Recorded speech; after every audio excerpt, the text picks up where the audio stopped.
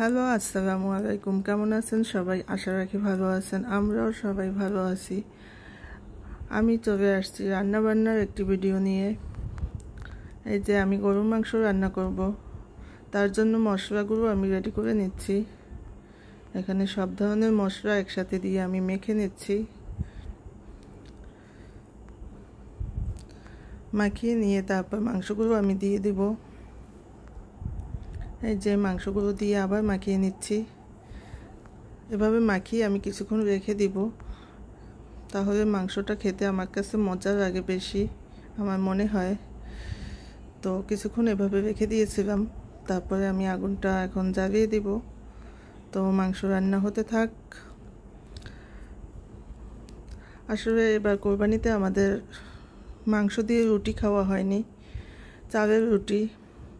আমাদের বাসায় যে আপাটা কাজ করে, উনি আবার চালের রুটি বানায় না, মানে বানাতে পারবে না বলে দিছে।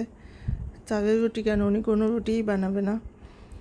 এবং উনি কোরবানির দিন কাজও করেনি। উনি নাকি ঈদ কোরবানিতে কারো বাসায় কাজ করে না। তো যাই হোক, কাজ না করলে কি আর করবো। তো কোরবানির মাংস নিয়ে তো এমনিতেই কোরবানির দিনে খুব ঝামেলায় ছিলাম। আমিও আর নিজে বানাতে পারিনি। আর এমনিতেও আমি চালের রুটি খুব একটা ভালো বানাতে পারি না, মানে চালগুলো সিদ্ধ করতে পারি না আমি ঠিক করে। তো তাই বানানো হয়নি। অনেক দিন ধরেই খুঁজতেছিলাম একজন হেল্পিং হ্যান্ড রুটি বানিয়ে দেওয়ার জন্য, তো পাইনি। কোরবানি থেকেই খুঁজতেছিলাম, তো আজকে হঠাৎ পেয়ে গেছি।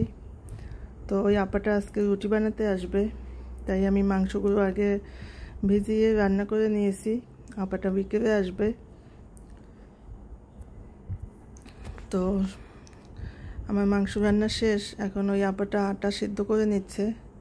এখানে চালের গুঁড়ি আর আটা সমপরিমাণ নিয়েছি। শুধু চালের গুঁড়া দিয়ে বানালে রুটিটা শক্ত হয়, তাই আমি কিছুটা আটা মিক্স করে নিই সবসময়। তো এই আটাটা সিদ্ধ করাটাই আমি মানে তেমন বুঝি না, মানে পানির পরিমাণটা বুঝি না আর কি। তো এখানে 1 কেজি চালের গুঁড়া আর তার সাথে কিছুটা আটা মিক্স করে নিয়েছি। তো আটা সিদ্ধ করা হয়ে গেছে। আবার রুটিগুলো বেলে দিচ্ছে আর আমি ভাজতেছি। এই যে আমাদের রুটি ভাজা হচ্ছে। তো আমাদের বাসায় মিম আর ওর বাবা খুব বেশি রুটি মাংস পছন্দ করে, মানে মাংস দিয়ে রুটি খেতে খুবই পছন্দ করে, তাই বানালাম। তো ডাইনিংয়ে এখন দিয়ে দিছি, ওরা সবাই খেতে আসবে। এই যে মাংস রুটি দিয়ে দিছি, সবাই খেতে বসে গেছে, মিম, মৌ, ওর বাবা।